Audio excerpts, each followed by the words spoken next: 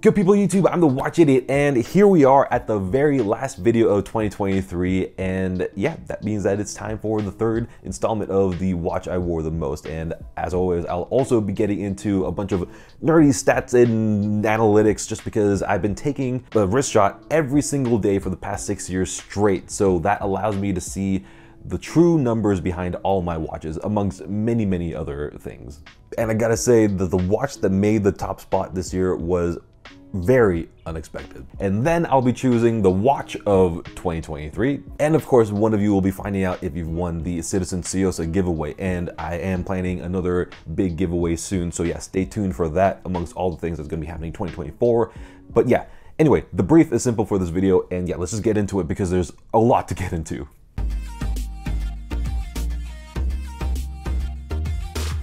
But just before we get started, some asterisks here that I want to clarify. First of all, the numbers and percentages are based off of 359 days just because I obviously had to finalize the numbers and make this video, and I can't see the future, at least not yet. And the second thing is that the official number of days worn by each watch might be lower than what you're thinking, mainly because the watch of the day is the watch I wore the most on any given day, or it's the main watch of said day. But of course, I'm sure like many of you, I swap watches many times at home, so yeah, a lot more watches gets worn outside of what's officially stated. So in the top spot as the watch that I wore the most in 2023 is, drumroll, it's the Seikos Captain Willard SPB265 Ice Diver with an official 54 days on the wrist. And yeah, who would have thought? Because this was genuinely a really big surprise to me because there were some really heavy hitters that came into the collection throughout this year, and all with their own respective honeymoon periods. On the other hand, I got the Willard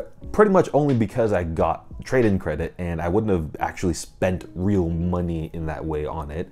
And also on top of that, I got it last year at 12/22/22 at 2/22, so that also means that it's managed to stay special, and it's made me want to come back to it again and again, even after wearing new watches, which is quite a feat. And a big reason why all that happened is because of how unique the wearing experience is with that bizarrely shaped, comfy case and that incredible dial, easily one of the best dials I've ever owned. Now in the number 2 spot, we have the Tudor Black Bay 54 at 48 days. And like I've said before, I really love this watch. It's been a joy to wear, and I wore it to my cousin's wedding in Canada, and most importantly, it's the watch I wore for my niece's birth, and it's gonna be the watch that I eventually give to her. Even more wrist time in the future, for sure. In third place, we have the ceramic Omega Speedmaster 300, and that has 33 days starting from September, so a very strong showing, but it's to be expected given how much I love Seamasters from all over the line, and also this has got to be like one of the most striking watches that I've ever owned. And in fourth place, we have my beloved Tudor Pelagos with 32 days, just missed the podium, and the Pelagos has been on my wrist consistently for the past 6 years that I've owned it, and every time I wear it after some time away from it, I always end up just wearing it for multiple days on a row because it's such an experience. And finally, in fifth place is the Seikos Marine Master 200 GMT with 25 days on the wrist. And this one definitely would have had more days for sure, but the Omega came in after it and cut the honeymoon period a bit short. But nevertheless, it's still one of my absolute favorites.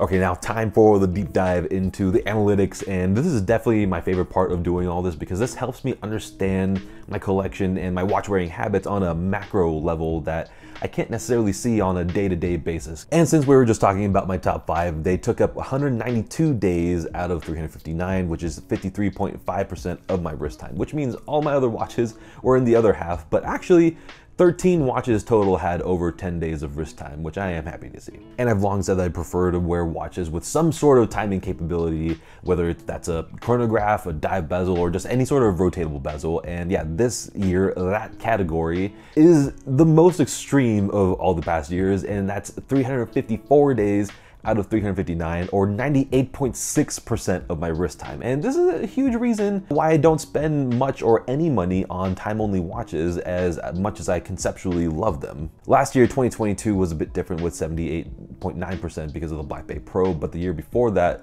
the 2021, it was 92.3%, and before that, in 2020, it was 96.7%. So yeah, not much has changed. And that's with more time-only watches in the collection. Next up are GMTs, because I've said that this year has been a spectacular year for GMTs. Most of my GMTs came in August or after that, but even still, they were worn a total of 101 days or 28.1%. However, as usual, dive watches continue to dominate. They're on my wrist for 251 days or 70% of the year, which is actually up from 2022, which was 229 days or 62.7%. And that's further still up from 2021, which was 219 days or 60%. So yeah, divers are here to stay for sure. And a new stat I'm looking at is light dials versus black dials, because of the Slim Willard and then also getting the cream dial 38mm 5KX and the salmon dial Tissot.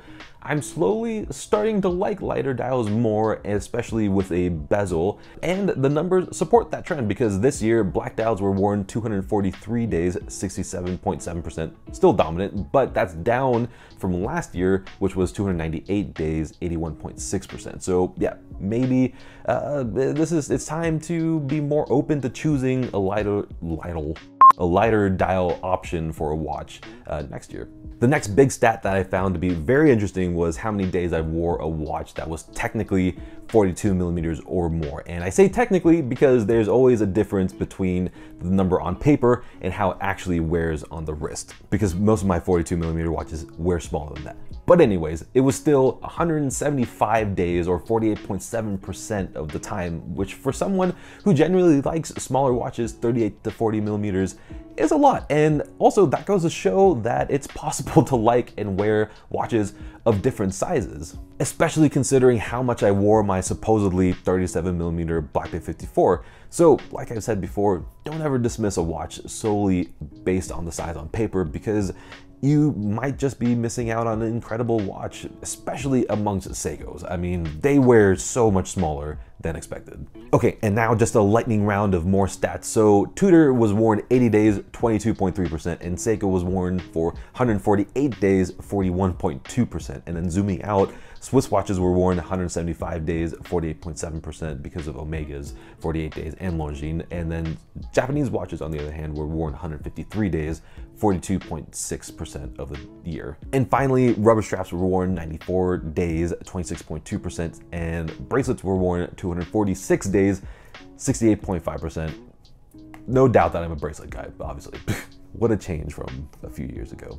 Okay, now before we get into the Watch of the Year 2023, it's the Citizen Suyosa giveaway time, and the winner is insert here, just because I don't know who won at the time of this recording, because I want to give as many people a chance to win this. So yeah, whoever is written here, congratulations to you, and yeah, go ahead and send me an email, thewatchidiot@gmail.com, and we'll go from there. If you didn't win, don't worry, because there will be another watch giveaway coming soon. And now onwards to the Watch of the Year 2023. And this isn't about which watch was worn the most or the most popular or what have you. I mean, I love the Black Bay 54 a lot, and I wore it a bunch and people like it, but let's be real, it didn't really add too much to the market. It's a smaller Black Bay 58. A very good one, but yeah. This is more about what surprised me the most and what added to the watch hobby. And yeah, the title for those reasons has to go to the Longines Spirit Zulu Time 39. So yeah, that's the TWI Watch of the Year 2023. And yes, I know that there's a 42mm version, but for me and for many others, it was just out of reach because of its size. I mean, I can obviously wear 42mm watches, as we saw with 175 days, but 39mm is just better for me for this particular style of watch. But anyways, the refinement is through the roof with this watch, no question. But the big deal here is that this is a true competitor to Tudor, and it's a great option if you're looking for a Swiss Flyer GMT way under 5K. The Spirit Zulu Time comes in at 3150, which is awesome. Also, I love the fact that it's actually different. The Black Bay GMT looks great, and I obviously have great love for the Black Bay Pro, but they both have tried and true classic designs, let's say, that really aren't shaking things up very much, and they weren't really set out to do that. The Spirit Zulu Time, on the other hand, offers a classic pilot's watch looking watch while still being very modern feeling, everyday wearable watches that don't look like any other dive watch or GMT out there. And for me personally, it's been an awesome palate cleanser of sorts away from my 251 days of dive watches. So in the end, it's a watch that you should absolutely check out if you're even thinking about considering this.